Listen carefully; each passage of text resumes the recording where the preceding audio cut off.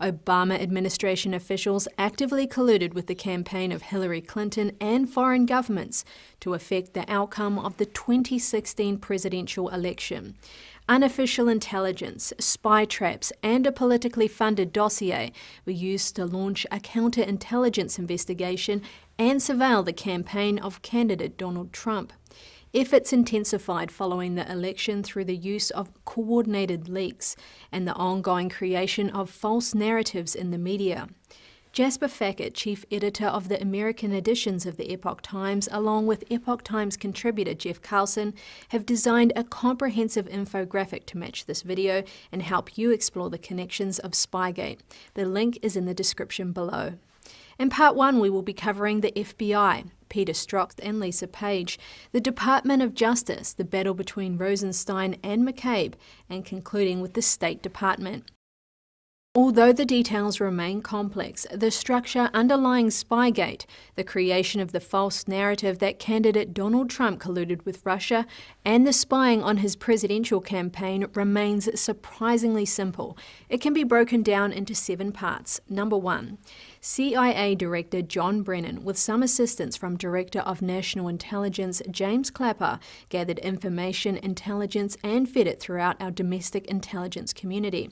Number 2. The FBI became the handler of Brennan's intelligence and engaged in more practical elements of surveillance.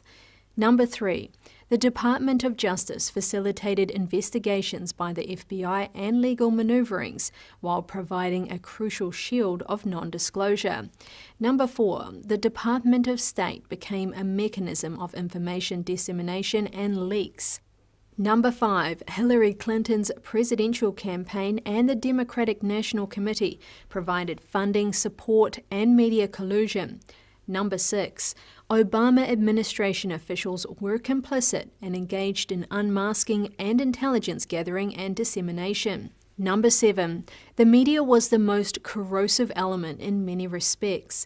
None of these events could have transpired without their willing participation. Stories were pushed, facts were ignored, and narratives were prompted. Here was a true political outsider who had no traditional allegiances. He was brash and boastful, he ignored political correctness, he couldn't be bought, and he didn't care what others thought of him. He trusted himself. Governing bodies in Britain and the European Union were also worried. Candidate Trump was openly challenging monetary policy, regulations, and the power of special interests. He challenged Congress, he challenged the United Nations and the European Union.